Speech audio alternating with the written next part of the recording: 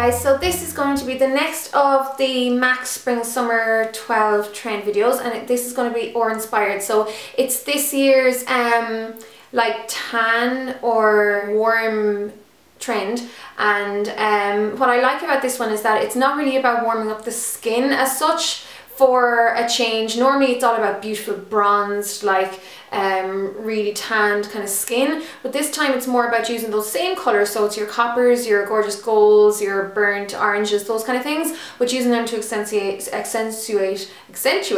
the eyes, the lips, the cheeks, that kind of thing. So this is a trend that I think can suit you if you're pale and you don't particularly want to go dark, for a change, because normally it's all about just like bronzing you up to the hilt. This time you can just accentuate, that word just does not suit me. You can accentuate the other features with these colours, so you can really play them up without having to change the colour of your skin. So for someone like me who loves wearing these colours, it really suits. So I'm going to start off. I already moisturised my skin, and I want to use the new Prep and Prime Skin Smoother Base by MAC.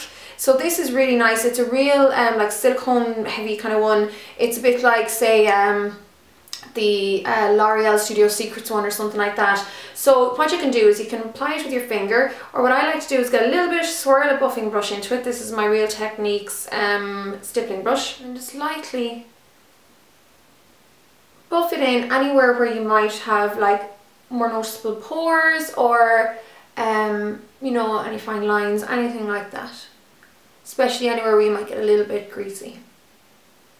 I always like to put a little bit of this underneath the eyes as well. I find it helps to put the concealer on a bit smoother. So now I'm sticking with my normal skin tone, like I said, so I'm going to go with my Healthy Mix foundation in number 51, which is vanilla or light vanilla.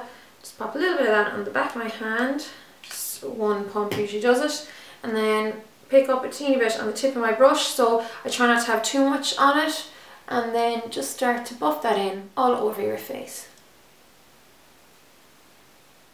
Now I'm quite blemishy at the moment, so I'm going to use a Bobbi Brown warm-up stick or touch-up stick in Warm Ivory, which is this perfect colour for myself. It's like a really light kind of yellow-based creamy colour. So just pop that on the back of my hand. This is really creamy. It's really nice, but it doesn't like stay really creamy or greasy looking on the skin, which is what I like about it. And just pop a little bit of that onto my face using a synthetic blending brush. This is by Siobhán. It's the EB13. I'm just going to bounce the product on any of my red areas. I always put a little bit down the centre of my nose as well. Just like the way it kind of brightens it up a teeny bit. And I'm also going to use this on my lids today instead of using a primer. But if you have oily lids, of course, you can go ahead and use a primer if you want. And I like that this is a yellow based concealer as well, because it'll really help to counteract the red in my eyelids. So now to colour, I'm going to do a bit of colour correcting just around my eye area. I tend to get quite blue here, like I said before, and underneath my eye area I'm more purple. So I'm going to go into this kind of sandy, it's a light, what's it called? Deep sand. So it's quite a peachy tone, orange based really, and I'm going to use this as a colour corrector, so I will be using a separate concealer on over it to help neutralise the colour a little bit, or tone down the colour a bit. But this initial pop of orange over those areas that are kind of bluey and purpley will help neutralise those colours first. You don't need too much, because with colour corrector just enough will, it's not about like concealing and totally covering and caking the area. It's just about putting enough on to colour correct. But I do look orangey in any of the areas that aren't discoloured, so that's why I need to go over it with another concealer in a second. So when I colour correct, this is what you should do anyhow every time you layer, but you should always let the first layer just kind of settle for a minute or so, almost kind of letting it set a little bit, just so when you go on with the second layer it's not going to totally wipe it away, it'll just help cover it up. So I'm just going to give that a minute and then I'll pop on the second layer. Now, so I have this Bobbi Brown creamy concealer, and it comes with a setting powder as well. I got the colour Porcelain. Now I could have gone with a darker colour, but I was buying it off the website, or I got it off the website, so I wasn't sure of what they looked like in person. It's grand. It kind of works better when I have colour corrected first, because it's a slightly darker base underneath. So I'm using the same brush and I'm almost kind of stippling that on top of where I colour corrected. That way I won't disturb too much of the product underneath.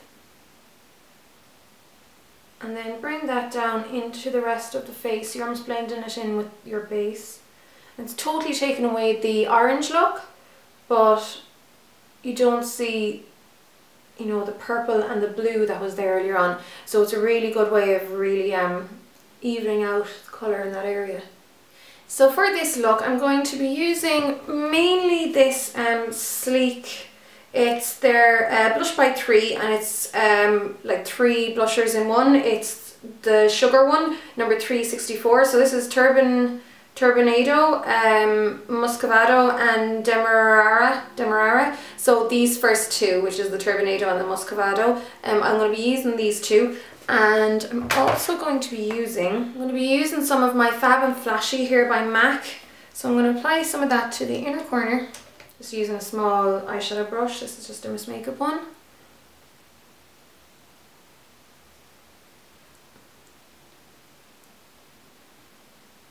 So you can use whatever shades, you know, warm, sunny,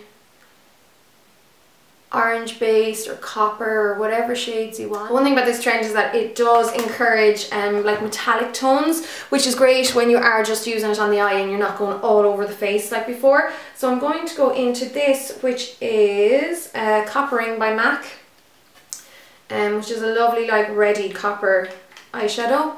I'm going to be using that, and it has a lovely metallic finish as well. So I'm going to pop that just onto the centre of the lid. And I'm just going to put a little bit more Fab and Flashy over further onto the lid to kind of blend the two together. Don't worry if it's a really crude outline first of all, because that's absolutely fine. It doesn't need to look pretty at this stage. So if you are scared of the more red based tones and the orange ones, feel free to go for the more golden, bronzy, coppery tones. Something like, you know, Woodwinked by MAC, or even like Sable, any of those kind of ones would do fine. Now I'm going to go into the Muscovado and using just a blending brush. Just use that in the crease. Again, if it's a little bit too red based for you, you can just choose something a little bit more metallic-y. And by that I just mean bronzy or coppery. And I'm going to just put some of that on the outer corner as well. And then I'm going to go into the Turbinado, which is this first colour, which is a basic, you know, kind of like a brick orange, and then use it to blend out the edge. I might just use a clean blending brush. This one's a bit laden. And sometimes what I like about using blushers is that, you know, there's plenty of pigment in them, but they don't necessarily always go on quite as obnoxiously at first as some eyeshadows do, like where they just lay down tons of colour. I'm going to use some of my Bourjois number 8 Ombre Paupier. I like it because it has a bit of a shine off it without being, you know, totally in your face, shiny. And just pop that underneath your brow arch. So obviously if you had a deeper skin tone, you can use something a little bit more golden, whatever you fancy.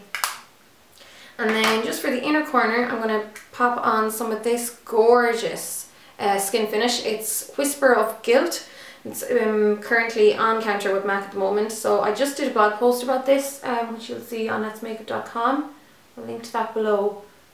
But I'm going to use that just to pop in onto the inner corner of my eyes, and then pop a little bit just onto the centre of the lid, so you can see it gives a real beautiful glass, like real metallic kind of finish. You don't need to use half the amount of eyeshadows as I do, but I love layering. I just think it gives a really nice effect. And I'm going to apply a little bit of this just along the bottom third of my lids as well. And then I'm going to go back into my Turbinado, which is this guy here, just using the very tip of the brush, so try not to get it on the sides, and run it just along the lower lash line, underneath your lower lash line. Now I'm just going to powder my face quickly before I finish off around the eye area, because I want to be able to blend on it properly. So I'm going to go into this tiny little slithering of my Skin Finish Natural that I have left, and just use a small enough brush. This is my Stone Lace FB05. It's like the 109 by MAC pretty much. I'm just going to press a little bit of powder over the area where I'm going to put some colour powder. This way it won't grab onto the concealer or the foundation I put on underneath, making it, you know, cakey. I'm also just going to set any areas where I have blemishes, which is kind of a big area at the moment. And then I'm going to use the same blending brush that I applied the purple over the crease line with, and I'm just going to start lightly buffing out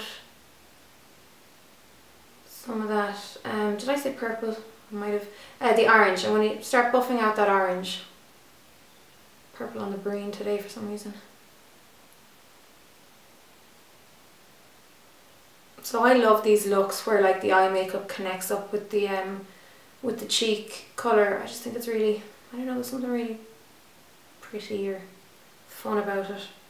I mean, it doesn't need to be like clownish. You don't need to put tons and tons and tons of colour all around, but just where it just bleeds out onto it. I know Katie Holmes had a look a good while ago when she was sporting her bob, that really gorgeous like retro bob she had with the fringe, and she had her eyeshadow pulled out up along her temples and the top of her cheekbones, and it was gorgeous. So it's just to give that impression that it's all continuing out.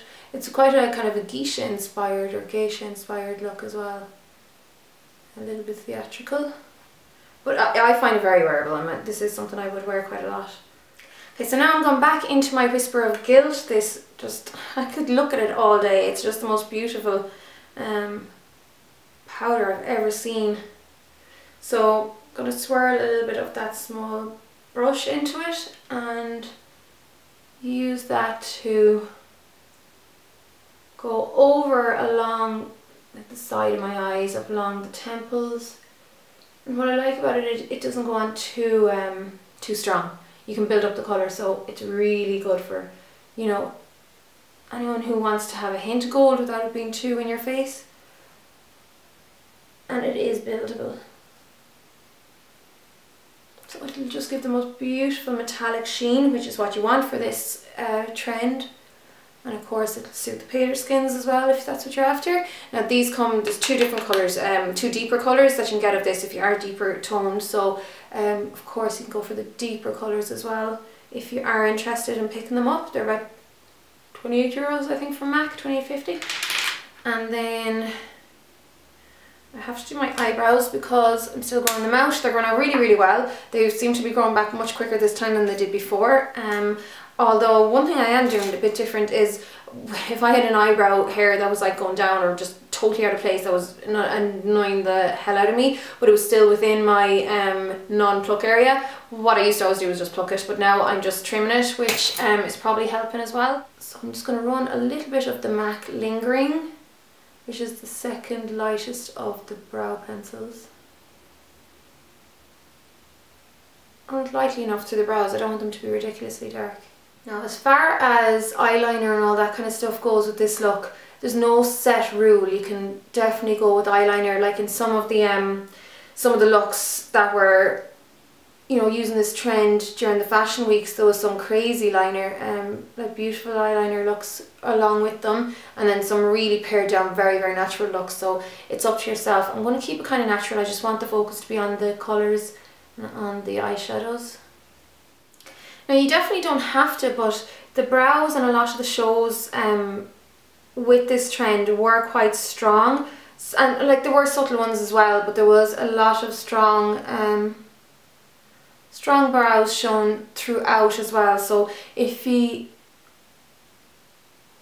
want to try out a slightly more masculine-ish brow, a little bit stronger brow, this was a good trend to try it out with. So you can go ahead and just, you know, make it a little bit more square, a little bit thicker, and definitely pop a little bit of brow gel through that just to keep it in place. And then for the eyes, I'm just going to finish them off with mascara. so I'll open a new one. Try the False Lashes Extreme Black that I have here that I hadn't opened yet. So I really like the packaging of this.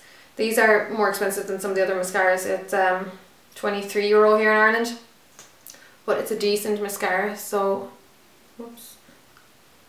Now obviously, you know, if you're really going by trend, mascara isn't something that's tended to be used a whole lot backstage. I mean, it is in some looks, but it's often skipped. But in real life, you know, most of us couldn't really go without the mascara, so it is something I'd always add on. And of course, if you make a boo-boo like me, try your best to cover it up. Sometimes as well, what I like to do is kind of get the mascara at the base of the lashes and almost press it so a little bit of mascara goes onto the skin. It'll almost work as the same way like a lick of eyeliner would do, but without being really polished and